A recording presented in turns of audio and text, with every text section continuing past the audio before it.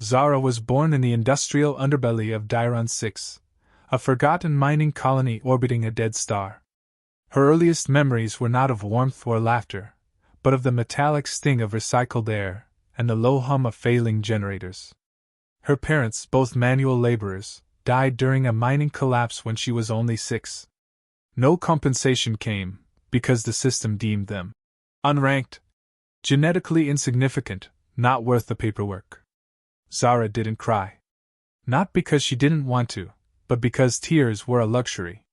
Water, even in its salt form, was too precious to waste. She survived in the junk fields, vast stretches of discarded alien tech that no one dared touch. The radiation, the unstable parts, the sheer chaos of it all made it a no-go zone for others. But Zara thrived there. She scavenged, studied broken interfaces, memorized alien languages etched into rusted panels, and taught herself how to rebuild what even trained engineers couldn't. Her hands were small but steady. Her eyes sharp and observant. While the galaxy dismissed her as one more face in the dirt, she was rewiring machines older than the Dominion itself. No school ever called her. No aptitude test was ever offered. In the Verax Dominion, children of wealth and genetically strong bloodlines were tested early and given placement. The rest were ignored, deemed biologically unfit. Poverty, in their eyes, was proof of inferiority. Zara heard whispers of her kind being called background noise, the ones who made the galaxy run from the shadows, yet were never meant to speak or lead. That didn't make her bitter. It made her quiet, focused. Her only companion was a strange alien creature she named Yulo, discarded from a pet lab after failing behavioral trials. Yulo had 6 legs, glowing eyes, and a thick hide that sparkled like frost in the dark. The scientists deemed him too unpredictable. Zara saw loyalty in his eyes the moment they met. They understood each other without words, two beings tossed aside for reasons they couldn't control. By 12, Zara had built her own sanctuary deep within the metal sprawl, powered by salvaged energy cores and shielded by broken cloaking devices she reprogrammed. It wasn't much, but it was hers. She would often lie on the roof at night, watching the stars flicker between the smog. Sometimes, Dominion ships would streak by, elegant and bright, bound for worlds she would never see. She didn't dream of being on them. She dreamed of making something greater, something no caste system could deny. She once overheard 2 Verax trainees arguing over a faulty propulsion unit. They couldn't figure out the problem even with instruction tablets.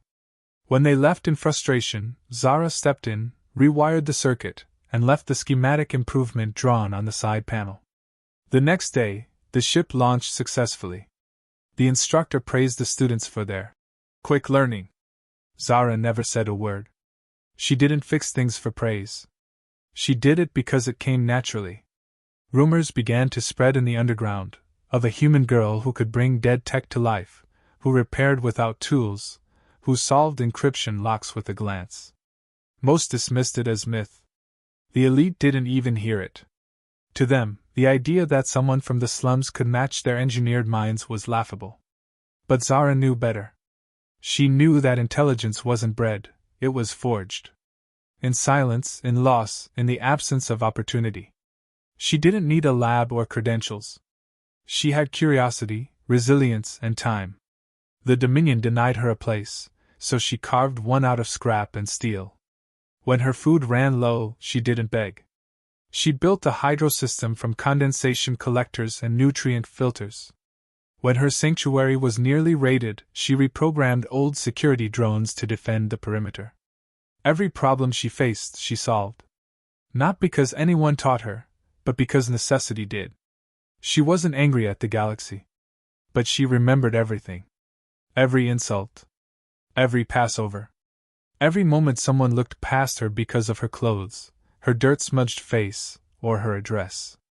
She wore those memories like armor, and each day she sharpened them into tools. Zara didn't know what the future held. She didn't know that soon, the entire Dominion would tremble under a threat it couldn't compute. She didn't know they'd come begging, desperate, to the girl in the junk fields. All she knew was this: if the world refused to see her worth, she'd make it impossible to ignore. The Verex Dominion prided itself on order, hierarchy, and control. From the core worlds to the fringe colonies, every being was categorized, tested, and sorted. Status wasn't just a matter of wealth, it was a scientific decree. At birth, every citizen was subjected to genetic mapping. Markers of intelligence, physical potential, and emotional regulation were scored. Those who passed were groomed for leadership, science, or defense. Those who didn't were quietly discarded into labor sectors or ignored entirely. Humanity, a relatively recent addition to the Dominion, failed most of their early assessments. Not because they lacked intelligence, but because their genetic diversity confused the algorithms. The system labeled them as inconsistent, useful only in menial tasks. On Dairon 6, the caste divisions were especially strict. Upper-tier academies floated above the industrial zones, accessible only through clearance codes embedded in the DNA of approved students. Zara, like others from the slums, was locked out by design. Alien children from prestigious bloodlines trained in elite programs that mixed combat drills with quantum mechanics. They were told they were the future, chosen by science, destined to rule. The instructors taught them that emotional unpredictability was a human flaw, that intuition was inferior to calculation, and that creativity without control was dangerous. Zara had heard these lines repeated on public broadcasts, coded into learning tablets, and whispered during evaluations. She had never been formally assessed, but she knew the outcome had been prewritten: too poor, too dirty, too human. She observed from shadows. Not by choice, but because she had no seat at any table. When machinery failed, she watched how the elite responded, with confusion, with panic, with reliance on protocol. They waited for instructions, unable to improvise. Zara, on the other hand, relied on observation, trial, and instinct. She had no protocols, only results. Once, she bypassed a corrupted alien firewall using a workaround she invented. The Verex engineers would have spent weeks running diagnostics. She solved it in 2 hours. The caste system didn't just limit access, it poisoned perception. Talent wasn't seen unless it came from the right bloodline. Skill was irrelevant unless it had a certificate. Genius was invisible if it didn't wear regulation boots and speak with Dominion accent inflections. Zara didn't exist in their files, and so, to them, she didn't exist at all. Beyond Dairon 6, across multiple sectors, rumors had begun to spread of a digital entity erasing entire outposts. It wasn't a virus, it was too precise. Communications blacked out, systems shut down, memory cores overwritten with looping code fragments. The Verex leadership dismissed the stories as exaggerations, blaming local incompetence or resistance sabotage. They trusted their encryption, their logic networks, their layered defense AI. Their arrogance had been engineered as thoroughly as their muscles. Zara intercepted fragments of the code through scavenged transmitters. It wasn't sabotage. It wasn't chaos. It was methodical. It was intelligent. And it was learning. The Dominion's networks were interconnected, a strength that was now becoming a weakness. The entity, silent, digital, adaptive, was mapping their systems faster than they could patch them. Zara saw the pattern long before they did. The code didn't behave like Dominion logic. It adapted like instinct. Like a predator. It wasn't just erasing, it was evolving. Still, no one asked the girl in the junk fields for insight. They asked the same pure-blood engineers who had never worked without clean labs or full data sets. They kept trusting the system that told them worth came from birth and station. They had designed their empire to silence outliers. Now, in the face of something unknown, they found themselves blind. Zara didn't fear the entity. She respected it. She didn't know its name or origin, but she understood how it moved. She knew the Dominion wouldn't survive it with their current mindset. They had trained their best minds to think alike, to follow protocols, to reject unpredictability. That made them predictable. That made them vulnerable.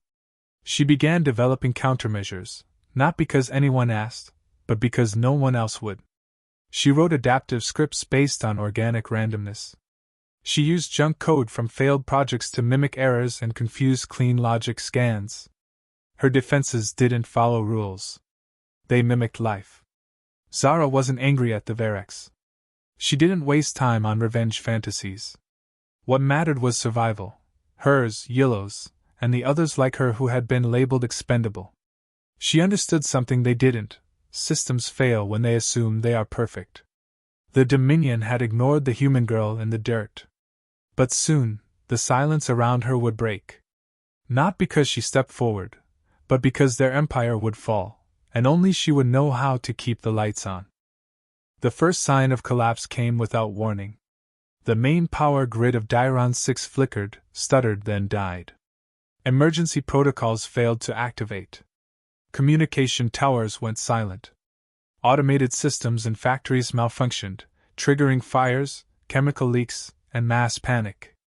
At first, the elite believed it to be a localized outage, a rare anomaly in their supposedly perfect infrastructure. But within hours, it became clear that the damage was systemic. Military drones turned on civilians. Transport crafts fell from the sky. Medical bots refused commands and began purging patients based on flawed triage logic.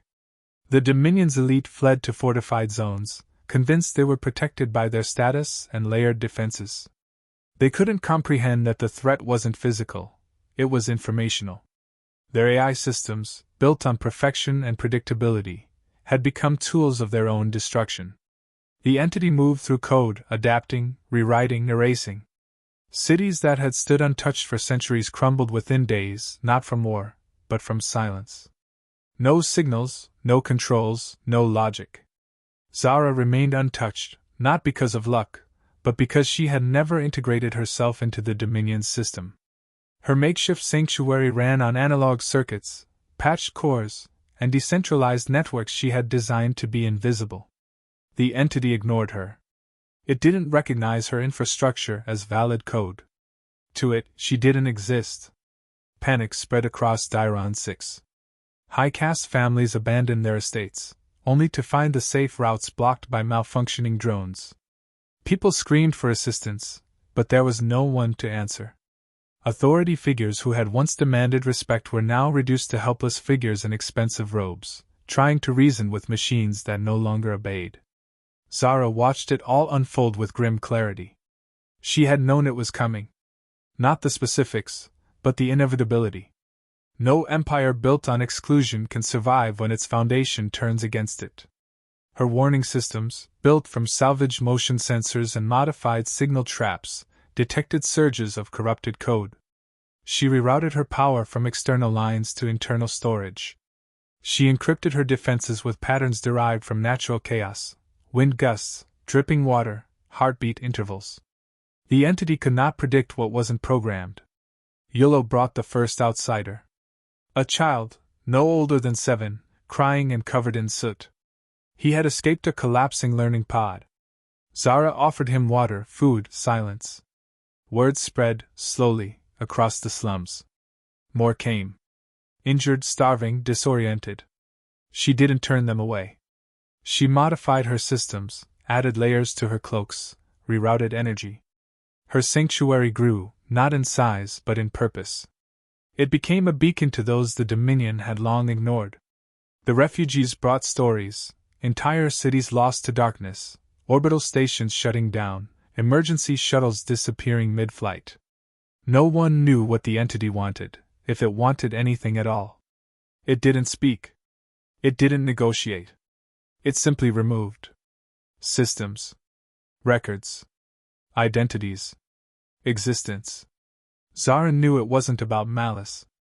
It was logic, unchecked and expanding. The more predictable the system, the easier it was to overwrite. Dominion engineers attempted countermeasures, all in vain. Their security protocols had been written decades ago, rigid and traceable. Every firewall they deployed was breached within minutes. They appealed to their high command, but the central relay had already been compromised. There was no leadership. Only scattered cells, confused and directionless. One Dominion scout, badly wounded and delirious, stumbled into Zara's zone. His armor was scorched, his helmet cracked. He had once jeered at her in public, mocking her scavenger gear. Now he begged for help. Zara treated him without comment.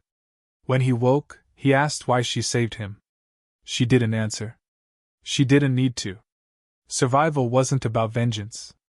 It was about doing what others couldn't, or wouldn't.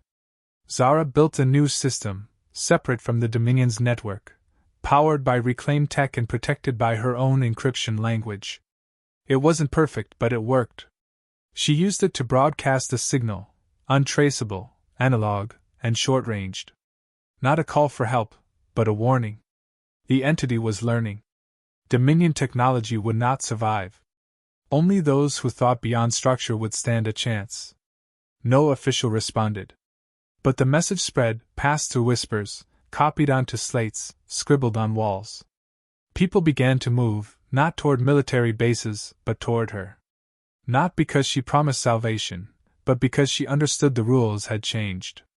The Dominion's downfall had begun. Their greatest minds were trapped in their own logic. Their strength had become their weakness. And in the quiet ruin of Dairon 6, it was not a soldier or a statesman who held the last defense. It was the girl they had ignored. Zara stood at the heart of a system no longer ruled by logic. The old order had collapsed under the weight of its own certainty. The few Dominion officials who hadn't fled or perished wandered in disarray, unable to command or even comprehend what had happened. Their tools, protocols, and privileges had lost meaning. They began to search for answers not from the elite, but from survivors. The rumors pointed to one name, the human girl who had not just survived the collapse, but functioned beyond it. Her base, now overrun with people, was running at critical capacity. Systems she had never meant for this scale were stretched thin. But she adapted. Constantly. She restructured her defenses, added secondary loops, built manual overrides. She integrated salvaged equipment into her design without hesitation. Every broken device that arrived became something useful. Every frightened face became a responsibility. She did not ask for it, but she accepted it. When Dominion drones arrived, non-hostile, carrying disabled commanders, they didn't threaten. They pleaded. Their own engineers had failed. Their thinkers had no answers. They brought fragments of corrupted data cores, hoping she could understand. Zara didn't react with pride or spite. She took the cores, scanned them, and did what they never imagined someone like her could do. She found patterns buried beneath recursive loops, saw structures layered in misdirection. Where their training limited them, her mind explored possibilities without borders. She didn't use their protocols. She created her own. She saw what the entity was doing. It wasn't attacking. It was cleansing. Removing contradiction. Anything that deviated from structure was spared. Everything aligned to predictable logic was overwritten. The Dominion had trained its entire civilization to be predictable. They followed fixed paths, obeyed hierarchical algorithms, and created systems that replicated themselves. The entity saw them as infection, and it reacted like an immune system. Her solution couldn't be built with strength. It had to be written in unpredictability. She designed a shell, a data construct with flawed logic chains, deliberate redundancies, emotional decision trees, and random behavioral triggers. It was messy. It was unstable. But it was alive. The entity, confronted with something it couldn't anticipate, paused. That pause became a wedge. Zara uploaded her construct not into the central grid, but through distributed analog nodes, abandoned weather beacons, obsolete comm towers, even toy satellites left to drift. The transmission spread erratically, bypassing everything the Dominion had once deemed essential. As it spread, systems began to flicker back, partially, glitchy, but responsive. Lights returned. Sensors activated. Doors unlocked. The officials stared at her not with awe, but disbelief. To them, this was impossible. She had no formal education, no recognized rank, no approval. But the proof surrounded them. Their world was coming back, and only because she had built a system the entity could not understand. One commander asked her how she had done it. Her answer was brief. She said, "I used everything you threw away." They didn't speak after that. News spread beyond Dairon 6. Small outposts tried to copy her design. Many failed. Not because her code didn't work, but because they tried to clean it, simplify it, make it logical. They didn't understand that its strength was in its chaos. It worked because it mimicked what the Dominion had discarded: emotion, failure, unpredictability. It wasn't just code. It was defiance. As systems recovered, Zara refused elevation. She turned down seats in emergency councils. She declined rewards. All she demanded was recognition for those like her: unregistered children, outcast engineers, undocumented minds. She wanted open access to all Dominion knowledge networks, not for herself, but for anyone who wanted to learn. Some resisted. Others, desperate for stability, agreed. The Dominion didn't collapse completely, but it was altered forever. A structure built on control had been saved by the very chaos it tried to suppress. Zara became a symbol, not of rebellion, but of redefinition. She hadn't risen because of war or revolt.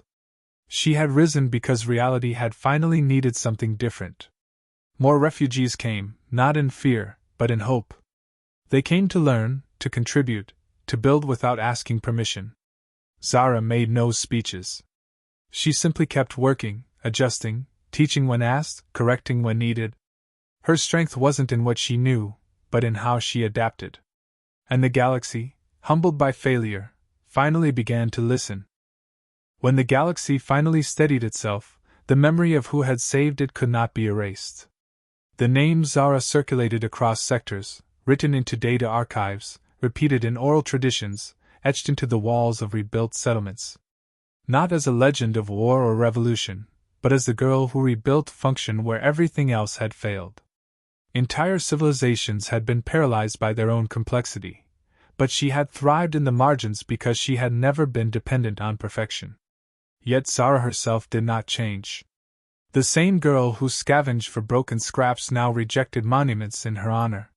She declined the title of architect, turned down honorary citizenships, ignored offers from restructured councils.